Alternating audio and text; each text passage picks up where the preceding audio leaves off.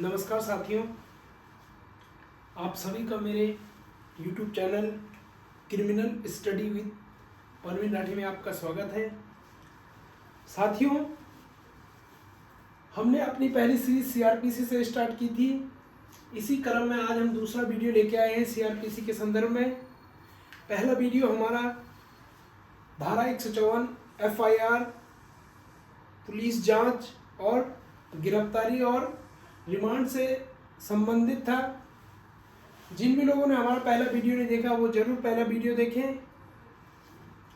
इसी क्रम में आज हमारा दूसरा वीडियो आया है जो बहुत ही महत्वपूर्ण होने वाला है, जो एक व्यवहारिक दृष्टिकोण से भी बहुत ही समर्थता वाला विषय है और परीक्षा की दृष्टिकोण से भी सबसे ज़्यादा पूछे जाने वाला विषय है। साथियों, आज हम बात करेंगे दंड प्रक्रिया संहिता की धारा 156(3) के बारे में, जो बहुत ही महत्वपूर्ण विषय है परीक्षा की दृष्टिकोण से भी।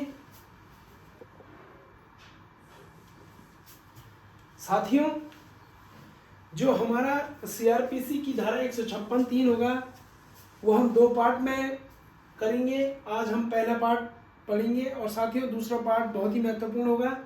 पहला पार्ट भी बहुत ही महत्वपूर्ण होगा। पहले पार्ट में हम धारा 156 की सतह पे जाएंगे और जो हमारा दूसरा पार्ट होगा हम धारा 156(3) की गहराई पे जाएंगे कि उसमें कुछ समस्याएं होती हैं 156(3) में। उन समस्याओं के निदान पे और समस्याएं किस प्रकार से हल की जाती है उस पर बात करेंगे।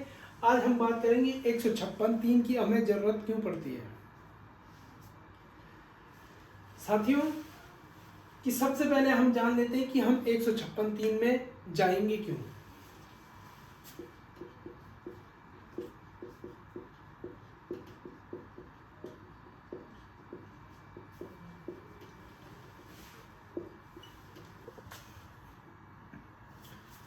साथियों, तो हमारा सवाल ये है कि हमें धारा 156(3) की जरूरत क्यों पड़ी।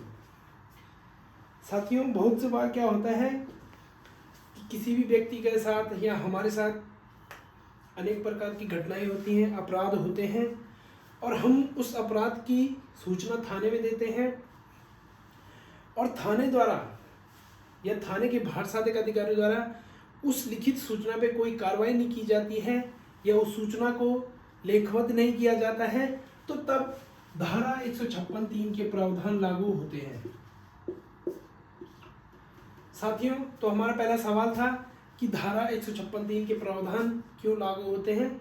तो साथियों, ये हमने जाना कि धारा 156(3) के प्रावधान क्यों लागू होंगे और कब लागू होंगे। साथियों, अब दूसरा सवाल हमारा यहाँ पे है कि धारा 156(3) का प्रावधान तो हुए, लागू तो हुए, अब हमें सबसे पहले साथियों सवाल ये है कि धारा 156(3) तक हम जाएंगे कैसे। कि धारा 156(3) तक हम जाएंगे कैसे। साथियों, जैसा हमने पिछले वीडियो में अध्ययन किया था कि CRPC की धारा 154 संज्ञेय अपराध की इत्तिला के बारे में प्रावधान करती है कि जब भी किसी व्यक्ति के साथ संज्ञेय अपराध कारित होगा तो थाने के भार साधक अधिकारी को एक लिखित सूचना देगा और थाने के भार साधक अधिकारी का यह कर्तव्य है कि वह उस सूचना को लेखबद्ध करें और उस पे प्रथम सूचना रिपोर्ट दर्ज करें। साथियों, जब हम धारा 154 के तहत थाने के भार साधक अधिकारी को लिखित सूचना देते हैं और वो लिखित सूचना पे थाने का भार साधक अधिकारी जब कोई कार्रवाई नहीं करता है या उसको लेखबद्ध नहीं करता है, तो यहाँ पे हमें दूसरा उपाय मिलता है 154(3) में। साथियों, पहला उपाय जब व्यक्ति के साथ घटना हुई तो पहला उपाय था, जब व्यक्ति के साथ घटना हुई तो पहला उपाय मिला हमें 154 में संज्ञेय अपराध कारित। इस पे पुलिस थाने के भार साधक अधिकारी द्वारा कोई कार्रवाई नहीं की गई, तो इस कार्रवाई को आगे बढ़ाने के लिए हमें दूसरा उपाय मिलता है धारा 154(3) में।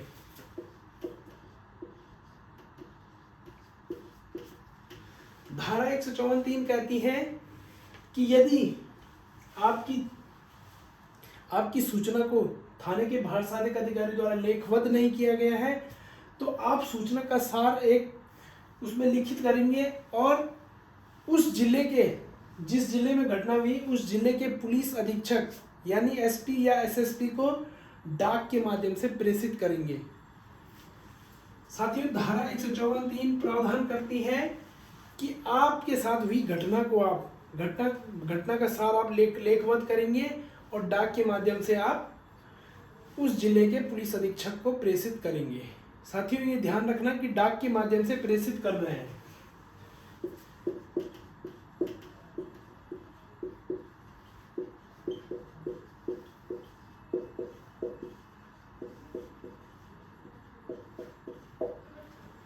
साथियों, पहला 156(3) तक जाने के लिए पहला उपाय हमें 154 में मिला।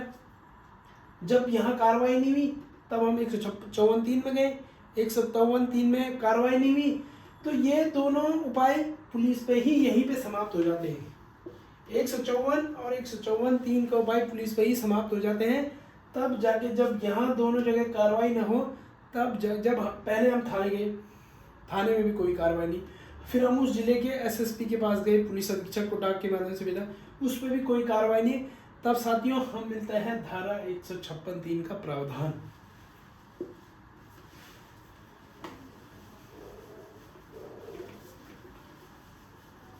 तो साथियों चीजें क्रम से आ रही हैं। पहले हमने धारा 154(1) का पालन किया, उसमें थाने के भार साधक अधिकारी द्वारा कोई कार्रवाई नहीं की गई।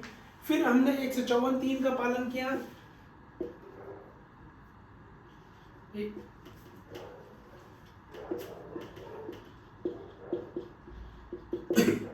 154(3) कि एसएसपी को डाक के माध्यम से हम अपनी सूचना का सार भेजेंगे। साथियों, जब दोनों जगह कार्रवाई नहीं है तब आता है धारा 156(3) का प्रावधान। साथियों, धारा 156(3) कहती है कि धारा 190 के तहत सशक्त किया गया मजिस्ट्रेट धारा 190 के तहत सशक्त किया गया मजिस्ट्रेट,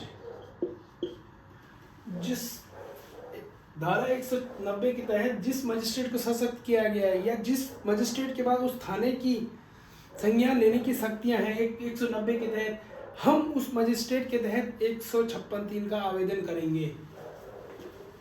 156(3) का आवेदन करेंगे।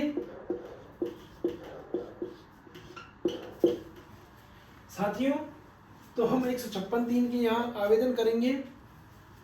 साथियों, हम डायरेक्ट सीधा 156(3) में नहीं जा सकते हैं क्योंकि हमें 154(1) का पालन और 154(3) का एक पालन करना बहुत ही आवश्यक है। सीधा हम डायरेक्ट 156(3) में नहीं जा सकते हैं। साथियों, एक मामला आया था 2015 में, प्रियंका श्रीवास्तव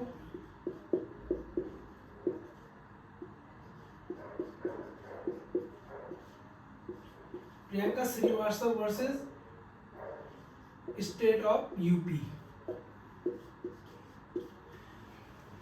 साथियों, एक मामला आया था Priyanka Srivastava versus state of UP 2015 का ये मामला है, जिस मामले में उच्चतम न्यायालय ने अपने महत्वपूर्ण निर्णय में कहा था कि 154(1) और 154(3) का पालन करना जरूरी है, तभी आप 156(3) में जा सकते हैं। डायरेक्ट आप 156(3) में नहीं जा सकते हैं। प्रियंका श्रीवास्तव के मामले में ये चीज़ें बताई गई कि अगर आप आवेदन करेंगे 156(3) का तो आप शपथ पत्र के साथ जाएंगे कि हमने 154(1) और 154(3) का पालन किया है, तब जाके आप 156(3) में जाएंगे। साथियों, तो हमने जाना कि 156(3) में किस प्रकार से जाना है, क्या करना है।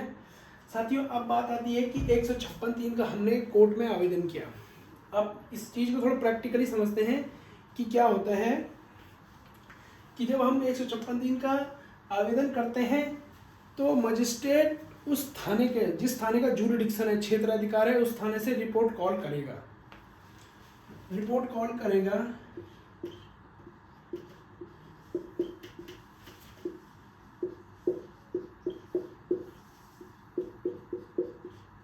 रिपोर्ट कॉल की, मजिस्ट्रेट ने रिपोर्ट कॉल की, रिपोर्ट आई और रिपोर्ट आने के बाद आपको और अभियोजन पक्ष को सुना जाएगा।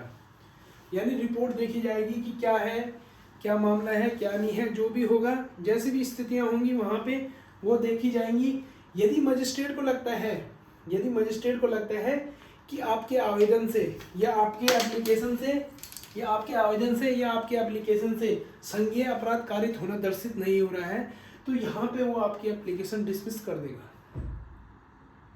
आपकी एप्लीकेशन में संज्ञेय अपराध कारित होना जरूरी है। यदि मजिस्ट्रेट को लगता है कि यहाँ पे संज्ञेय अपराध कारित नहीं हो रहा, तो वो आपके आवेदन को डिस्चार्ज कर देगा, डिसमिस कर देगा। यदि उसे लगता है, यदि 156(3) के आवेदन को, आपके एप्लीकेशन को पढ़ के उसे लगता है कि संज्ञेय अपराध कारित हुआ है, तो वो यहाँ पे थाने को FIR दर्ज करने के आदेश दे सकता है, देगा नहीं।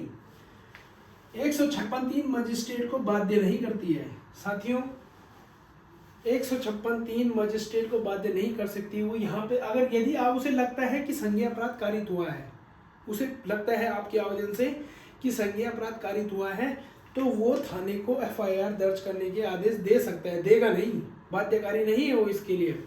यदि उसे लगता है कि संज्ञेय अपराध कारित हुआ है, लेकिन वो चीज़ों को देखेगा। यदि उसे लगता है कि इसको परिवाद से काम चलाया जा सकता है, कंप्लेंट केस से काम चलाया जा सकता है, तो वो चीज़ों को देखेगा। वो 2-3 चीज़ें देखेगा उसमें, आपके एप्लीकेशन में देखेगा। यदि उसे लगता है कि इसमें पुलिस जांच की आवश्यकता है नहीं, जैसे एक सामान्य मारपीट हुई, ए ने बोला कि बी ने मुझे मारा, ए ने बोला मुझे बी ने मुझे मारा, तो इसमें जांच की क्या आवश्यकता है, इंक्वायरी की क्या आवश्यकता है, आप एविडेंस ला सकते हैं और दोषों में परिवाद कर सकते हैं। तो साथियों यहाँ पे 156(3) मजिस्ट्रेट को यह शक्ति देती है कि यदि संज्ञेय अपराध कारित हुआ है, तो जरूरी नहीं है कि वो FIR दर्ज करने के आदेश दे, क्योंकि वो देखेगा यहाँ पे कि पुलिस जांच की आवश्यकता है या नहीं है, ये यहाँ पे जरूरी है। अगर उसे लगता है कि पुलिस जांच की आवश्यकता है, तो वो FIR दर्ज करने के आदेश देगा। यदि उसे लगता है कि पुलिस जांच की आवश्यकता नहीं है, तो वो 200 की परीक्षा लेगा और 202 की जांच करने के बाद 204 में सम्मन कर देगा। ये चीज़ें मजिस्ट्रेट के पास है, ये मजिस्ट्रेट की शक्ति है। वो कुल मिला के भाव ये निकलता है कि 156(3) में मजिस्ट्रेट संज्ञेय अपराध कारित दर्शित होने के बाद भी जरूरी नहीं कि FIR दर्ज करने के आदेश दे। तो साथियों चीज़ें देखो किस प्रकार से आई। हमने पढ़ा कि 156(3) क्या है, किस प्रकार है। साथियों हमने पढ़ा कि 156(3) क्या है कि जब पुलिस आपकी रिपोर्ट दर्ज न करे, आप थाने जाएं, थाने जाने के बाद आप SSP के यहाँ गए, SSP ने भी दर्ज नहीं की, उसके बाद आप आए कोर्ट में। तो कोर्ट में अगर मजिस्ट्रेट को लगता है कि एक संज्ञेय अपराध कारित हुआ है, तो वो FIR दर्ज के आदेश देगा या फिर कंप्लेंट केस में उसे ट्रांसफ़र कर देगा। यह हमें धारा 210 बताती है कि उसकी शक्तियाँ हैं, क्योंकि मजिस्ट्रेट की शक्तियाँ हैं, वो 156(3) के लिए बाध्य नहीं है। तो साथियों आज का हमारा वीडियो 156(3) की सतह पे था कि 156(3) क्या होगा, कैसे होगा, किस प्रकार से होगा। साथियों जो हमारा अगला वीडियो आएगा वो बहुत ही महत्वपूर्ण होने वाला है। वो वीडियो भी हमारा 156(3) पर रहेगा, क्योंकि बहुत से लोगों के 156(3) में बहुत समस्याएं होती हैं। प्रैक्टिकली जो लोग प्रैक्टिस करते हैं उन लोगों की बहुत समस्याएं होती हैं 156(3) में, सभी अधिवक्ताओं की।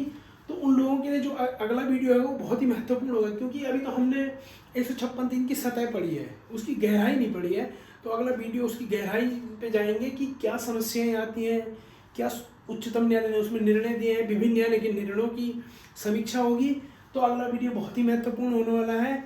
आप सभी का बहुत बहुत धन्यवाद और मेरे चैनल को लाइक, शेयर और सब्सक्राइब जरूर करें। जय हिंद।